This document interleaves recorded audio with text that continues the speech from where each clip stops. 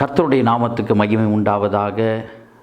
தேவனுடைய கிருபை என்றென்றும் உள்ளது. அவர் கிருபை இன்றும் உள்ளது. அவர் கிருபை என்மேல் உள்ளது. தேவனுடைய வார்த்தையை ஆவலாய் வாஞ்சையாய் கேட்டுக்கொண்டிருக்கிற உங்கள் மேலும் அவருடைய கிருபை உள்ளது. தேவ பிள்ளைகளே, இன்றைய செய்தியின் தலைப்பு, உன்னிலிருந்து உனக்குரிய நன்மையை பிறக்க பண்ணுவார். உன்னிலிருந்து உனக்குரிய நன்மையை பிறக்க பண்ணுகிற தேவனாய் அவர் இருக்கிறார் என்பதை ஆதியாகமம் 2ஆம் அதிகாரத்திலே 3 சம்பவங்களை நாம் பார்த்து அதை உங்களுக்கு சுட்டிக்காட்டி, எப்படி நமக்குரிய நன்மையை கர்த்தர் நம்மிலிருந்தே பிறக்க பண்ணுகிறார் என்பதை குறித்து நாம் பார்க்க போகிறோம். அப்படி நம்மிலிருந்து தேவன் பிறப்பிக்கிற அந்த நன்மை சாதாரணதாய் அல்ல, மிக சிறந்ததாய் சிறப்பு மிக்கதாய் காணப்படுகிறது. முதலாவதாக ஆதியாகமம் அதனுடைய 2ஆம் அதிகாரம் 6ஆம் வசனத்தை வாசிக்கும் பொழுது, அங்கு பூமியிலே நாம் வாசிக்கிறோம், மூடு பனி எழும்பி, பூமியிலிருந்து பனி எழும்பி பூமியை எல்லாம் நனைத்தது என்று சொல்லி ஆதியாகமம் 2ஆம் அதிகாரம் 6ஆம் வசனத்திலே வாசிக்கிறோம். எனக்கு அருமையான தேவ பிள்ளைகளே, நம்முடைய வாழ்க்கையிலே சில ஆசீர்வாதங்களை நாம் பரத்திலிருந்து எதிர்பார்த்து காத்து கொண்டிருக்கிறோம். ஆண்டவரே, பனியை போல உம்முடைய ஆசீர்வாதம் என் மேல் இறங்கி வராதா? என் குடும்பத்தின் மேலே இறங்கி வராதா? என்னுடைய தனிப்பட்ட வாழ்க்கையின் மேலே உம்முடைய ஆசீர்வாதங்கள், உம்முடைய நன்மைகள் என்னை வந்து நனைக்காதா, என்னை நிரப்பாதா என்று சொல்லி நாம் ஏங்கி தவிக்கிறோம் அல்லவா? ஆதியாகமம் 2ஆம் அதிகாரம் 6ஆம் வசனத்திலே ஒரு முக்கியமான பாடத்தை கர்த்தருடைய வார்த்தை நமக்கு கற்றுக் கொடுக்கிறது. பனி பூமியையெல்லாம் நனைத்தது. பனி ஆசீர்வாதத்துக்கு அடையாளம். அந்த பனியாகிய ஆசீர்வாதம் பூமியையெல்லாம் நனைத்தது. ஆனால் அந்த பனி எங்கேருந்து எழும்பினது என்று வாசிக்கிறோம். மூடு பனி 6ஆம் வசனத்தில் வாசிக்கிறோம், பூமியிலிருந்து எழும்பினது என்று வாசிக்கிறோம். எனக்கு அருமையான தேவ பிள்ளைகளே, ஒரு பழைய ஆங்கில வாக்கியம் உண்டு, when prayer goes up blessings come down அப்படின்னு வாசிக்கிறோம். அப்போது ஜெபமானது தூபம் போல எழும்பும் பொழுது ஆசீர்வாதம் மலையை போல பனியை போல நம்மேல் இறங்கி வரக்கூடியதாக இருக்குது. எனக்கு அருமையான தேவ பிள்ளைகளே, நம்முடைய வாழ்க்கையிலே இயேசு கிறிஸ்துவை போல ஜெபத்தை ஏறெடுக்கும் பொழுது, தானியேலை போல ஜெபத்தை ஏறெடுக்கும் பொழுது, கர்த்தருடைய நன்மைகள் பனியை போல நம்மை நினைக்கக்கூடியதாக இருக்கிறது. ஆனால் இதில் ஒரு காரியம் நம்ம கவனிக்கணும். பூமியை நனைத்ததுன்னு வாசிக்கல, ரொம்ப அழகான ஒரு வார்த்தை, பூமியை எல்லாம் நனைத்தது என்று வாசிக்கிறோம். அப்படின்னா என்ன? நான் சில தாய்மார்களை நான் பார்த்திருக்கிறேன். அவர்கள்தான் அந்த வீட்டிலேயே ஜெபிக்கிற ஒரே தேவ பிள்ளையாக இருப்பாங்க. ஆனால் அவங்க நிமித்தமாக நான் பார்த்திருக்கிறேன், கர்த்தர் அவங்களுடைய பிள்ளைகளை ஆசீர்வதித்திருக்கிறார். பிள்ளைகளுடைய குடும்பங்களை ஆசீர்வதித்து, அவர்களுடைய பேரம்பேத்திகளை ஆசீர்வதித்து, அவங்களுடைய சந்ததிகளை, தலைமுறைகளை ஆசீர்வதித்திருக்கிறதை நான் பார்த்திருக்கிறேன். எனக்கு அருமையான தேவ பிள்ளைகளை, அப்படி எண்ணற்ற பேரை குறித்து நான் சாட்சி சொல்ல முடியும். நம்முடைய வாழ்க்கையிலையும் இந்த பனி எழும்பி, இந்த ஜெபம் எழும்பி, மூடு பனி எழும்பி என்ன செய்கிறதா? நம்மை மாத்திரம் நினைக்கிறதல்ல, அங்கே வாசிக்கிற பூமியையெல்லாம் நினைத்தது. அப்போ நம்மை சுற்றி இருக்கிற யாவரையும் நம்முடைய ஜெபமானது ஆசீர்வதிக்கக்கூடியதாக இருக்கிறது. யோபு தன் சிநேகிதர்களுக்காக ஜெபித்தான். தன்னுடைய சிறையிருப்பும் மாறினது, சிநேகிதர்களுடைய பிரச்சனையும் தீர்ந்தது. நம்முடைய வாழ்க்கையிலே நாம் ஜெபிக்கும் போது கர்த்தர் நம்மையும் ஆசீர்வதிப்பார், நம்மை சுற்றி இருக்கிறவர்களையும் ஆசீர்வதிப்பார். ஜெபிக்கிற உங்களையும் அவருடைய நன்மையால் நிரப்புவார். உங்களை சுற்றி இருக்கிறவர்களையும் அவருடைய நன்மையால் அவர் நினைக்கிறவராய் இருக்கிறார். முதலாவது பார்த்தோம், ஆதியாகமம் 2ஆவது அதிகாரத்தில் பூமியில் இருந்து எழும்பி பூமியை பனி நனைத்தது அப்படின்னு வாசிச்சோம் இல்லையா? தொடர்ந்து நம்ம 2ஆவது அதிகாரத்திலேயே 10ஆம் வசனத்தை வாசிக்கும் பொழுது அங்கு வாசிக்கிறோம், ஏதேன் தோட்டத்தை கர்த்தர் உண்டாக்குகிறார், தோட்டத்தை உண்டாக்கின பிற்பாடு அந்த தோட்டத்தில் இருக்கிற மரம் செடி கொடிகளுக்கு தண்ணீர் பாய்ச்சும்படியாக ஆண்டவர் என்ன செய்கிறார் என்று சொன்னால் ஒரு நதியை உண்டு பண்ணுகிறார்.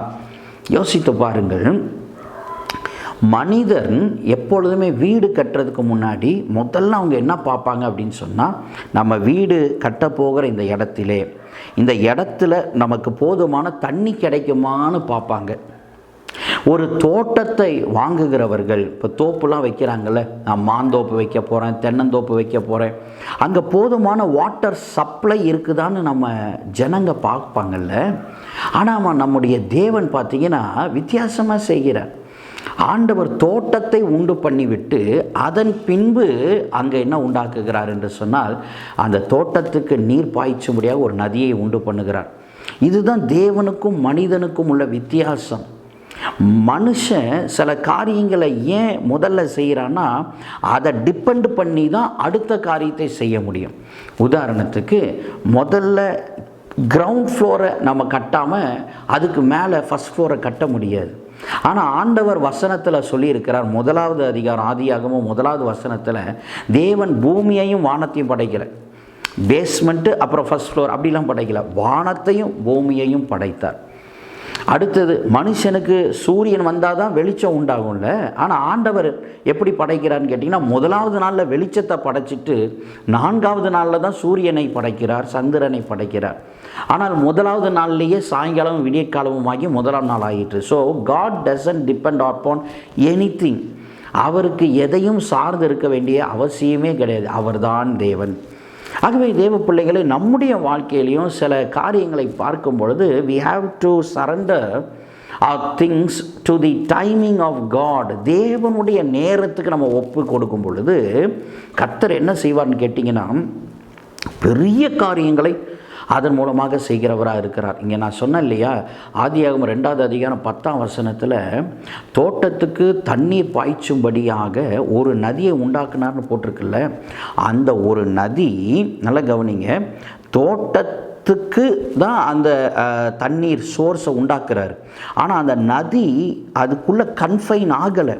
அது அப்படியே புறப்பட்டு போய் 4 ஆறுகளாக பிரிந்தது என்று சொல்லப்படவில்லை, 4 பெரிய ஆறுகளாக பிரிந்தது என்று வாசிக்கிறோம். எங்கே வாசிக்கிறோம்னு கேட்டிங்கன்னா, 11ஆம் வசனத்தில் வாசிக்கிறோம்.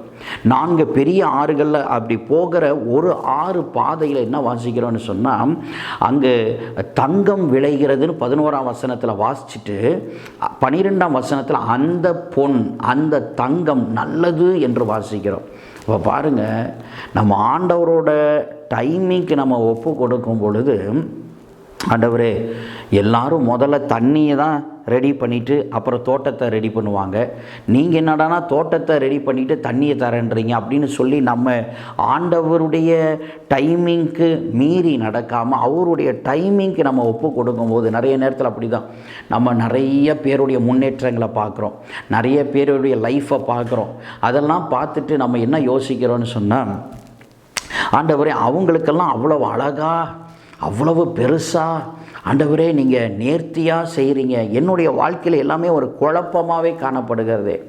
ஆண்டவரே, என்னுடைய வாழ்க்கையில் எல்லாமே சந்தேகத்துக்குரியதாகவே இருக்குது, எதுவும் ஒரு காங்கிரீட்டாக சாலிடாக இல்லையேன்னா, ஆண்டவரோட டைமிங்க்கு ஒப்பு கொடுக்கும்போது உங்களிடத்துலேருந்து பெரிய நன்மைகள் புறப்படும். அதன் ஓரத்தில் என்ன விளையும்னு வாசிக்கிறோம், பொன் விளையும், அந்த பொன் நல்லது என்று வாசிக்கிறோம். ஆம் தேவ பிள்ளைகளே, ஆண்டவருடைய நேரத்துக்கு ஒப்பு கொடுக்கும் பொழுது கர்த்தர் உங்களுக்குள்ளேருந்தே ஜீவ நதியை புறப்பட பண்ணுவார், உங்களுக்குள்ளே இருந்தே நன்மையானவைகளை புறப்பட பண்ணுவார். அது பெரிய பெரிய காரியங்களாக இந்த பூமியின் 4 திசைகளிலும் புறப்பட்டு ஆண்டவருடைய நாமத்துக்கு சாட்சியாய் காணப்பட போகிறது. இருக்கிற இடத்துல ஒரே ஒரு ஆமேன் சொல்லுங்க பார்க்கலாம். கடைசியாக பார்க்கும் பொழுது ஆதியாகமம் 2வது அதிகாரம் 20ஆம் வசனத்தில் ஆதாமுக்கோ துணை காணப்படவில்லை, அடுத்தது ஏற்ற துணை காணப்படவில்லை. ஸோ ஆதாமுக்கு இப்போ ஒரு துணை தேவை, ஒரு துணை தேவை, ஒரு கம்பேனியன். அதுவும் எப்படி போட்டிருக்குன்னு கேட்டிங்கன்னா, ஏற்ற துணை, கம்பேட்டபிள் பார்ட்னர், லைஃப் பார்ட்னர் தேவை, ஒரு ஹெல்ப்மேட் தேவை அப்படின்னு போட்டிருக்கு. 22வது வசனத்தில் ஆண்டவர் பாருங்கள், ஆதாமுக்கு எங்கேருந்தோ வேற்று கிரகத்திலிருந்து ஒரு ஏலியனையோ இல்லை வேறு ஏதாவது மிருக ஜீவன்லேருந்து பாரோ பண்ணியோ ஆண்டவர் அவனுக்கு துணையை ஏற்படுத்தவில்லை. இன்ஃபேக்ட் சொல்ல போனால் எல்லா மிருகமும் ஆதாமை கிராஸ் பண்ணி தான் போகுது. ஆதாம் தான் அது எல்லாத்துக்கும் பேரும் வைக்கிறார். அதெல்லாம் கடந்து போன பிறகு தான் ஆண்டவர் சொல்கிறாரு, இது எதுவுமே ஆதாமுக்கு ஏற்ற துணை கிடையாதுன்னு சொல்லிட்டு, இப்போ பாருங்கள் அந்த துணையை எங்கேருந்து எடுக்கிறாருன்னு கேட்டிங்கன்னா, எப்படி பூமியை நனைக்க பனியை பூமியிலிருந்தே எழுப்பினாரோ, எப்படி தோட்டத்துக்கு தேவையான தண்ணீரை தோட்டத்திலேருந்தே புறப்பட பண்ணினாரோ, அதுபோல் ஆதியாகமம் 2:10 வாசித்தோம், 2:6 வாசித்தோம் இல்லையா, அதே போல் ஆதியாகமம் 22 ஆதாமுக்கான துணையை ஆதாமுக்குள்ளேருந்தே ஆண்டவர் எடுக்கிறார், உருவாக்குகிறார். எப்படி உருவாக்குகிறார் தெரியுங்களா? நம்பர் 1, அயர்ந்த நித்திரையை ஆதாமுக்கு வர பண்ணினார். அடுத்தது ஒரு சின்ன ஒரு ஆப்ரேஷன் பண்ணுகிறார். 3வது அதிலிருந்து ஆண்டவர் ஏவாளை ஏற்ற துணையை உருவாக்குகிறார். எனக்கு அருமையான தேவ பிள்ளைகளே, உங்களுக்கு உரியதை, உங்களுக்கு குறித்ததை கர்த்தர் உங்களில் இருந்தே ஆண்டவர் புறப்படச் செய்கிற தேவனாய் இருக்கிறார். உங்களுக்குள்ளே இருந்தே பிறக்கச் செய்கிற தேவனாய் இருக்கிறார். ஆனால் ஆதாம் தேவனுடைய சித்தத்துக்கு ஒப்பு கொடுக்கிறதை நாம் பார்க்கிறோம். ஒரு நாள், ஆண்டவரே நீங்கள் என்ன ஆண்டவரே எனக்குள்ளேருந்து என்னையே கேட்காம without my permission how can you do like this, இவளெல்லாம் என்னால் ஏற்றுக்கொள்ள முடியாது அப்படிலாம் சொல்லலை. He accepted Eve with cheer, சந்தோஷத்தோட ஜாய்ஃபுல்லாக அவர் என்ன செய்கிறார், ஏற்றுக்கொள்கிறார். தேவ சித்தத்துக்கு ஒப்பு கொடுக்கிறதை பார்க்கிறோம். ஆம் தேவ பிள்ளையே, நம்முடைய வாழ்க்கையிலையும் தேவ சித்தத்துக்கு ஒப்பு கொடுக்கும் பொழுது கர்த்தர் சிறப்பானவைகளை, உன்னதமானவைகளை நமக்குள்ளிருந்தே உருவாக்குகிறவராக இருக்கிறார். ஒரு விதத்தில் ஏவாளை நீங்கள் பார்க்கும் பொழுது அவள் உன்னதமான ஒரு சிருஷ்டிப்பு. காரணம் என்னன்னு கேட்டிங்கன்னா, முதல் நாள் வெளிச்சத்தை உண்டாக்குனதில் தொடங்கி 4வது நாள் சூரியன் சந்திர நட்சத்திரத்தெல்லாம் உண்டாக்குனதுக்கப்புறம் 6வது நாளில் மிருக ஜீவன்களை படைக்கிறார், ஊரும் பிராணிகளை படைக்கிறார், எல்லாம் ஓகே. அதுக்கப்புறம் ஆதாம் வராரு. Final, the end of the zenith of creation was Eve. இங்கிலீஷில் கரெக்டாக பேர் வச்சுருக்காங்க, ஈவ்னு சொல்லி. பொதுவாக கிறிஸ்மஸுக்கு முந்தின அந்த ராத்திரியை வந்து கிறிஸ்மஸ் ஈவ் அப்படின்னு சொல்லுவாங்க, கிறிஸ்மஸ் சாயங்காலம் அப்படின்பாங்க. ஏன்னா அன்றைக்கி ரொம்ப ப்ரிப்பரேஷன் இருக்கும். அடுத்த நாள் கிறிஸ்மஸ் சாயங்காலம் முடிய போகுது. ஆனால் கிறிஸ்மஸுக்கு முந்தின சாயங்காலம் ரொம்ப பரபரப்பாக இருப்பாங்க. கிஃப்டெல்லாம் பேக் பண்ணி அந்த ட்ரீ கடியில் போய் வைக்கிறது, வெளிநாடுகள் அப்படிலாம் செய்வாங்க. அதுபோல் அந்த ஈவ்னு சுருக்கமாக சொல்கிறோம்ல, ஒருவேளை இங்கிலீஷில் அதனால தான் ஈவ்னு பேர் வச்சாங்களா என்னன்னு எனக்கு தெரியல. ஏவாளை படைக்கும் போது சாயங்காலம் ஆகிருச்சு, இவருக்கும் அயர்ந்த நித்திரை வந்துருச்சு. ஆண்டவர் பார்த்திங்கன்னா ஒரு உன்னதமான படைப்பாக ஏவாளை படைத்து சிருஷ்டித்து ஆதாம் கையில் கொடுக்குறார். உங்களுக்கும் God says, when I make things, everything will be beautiful in my time என்று தேவன் சொல்லுகிறார்.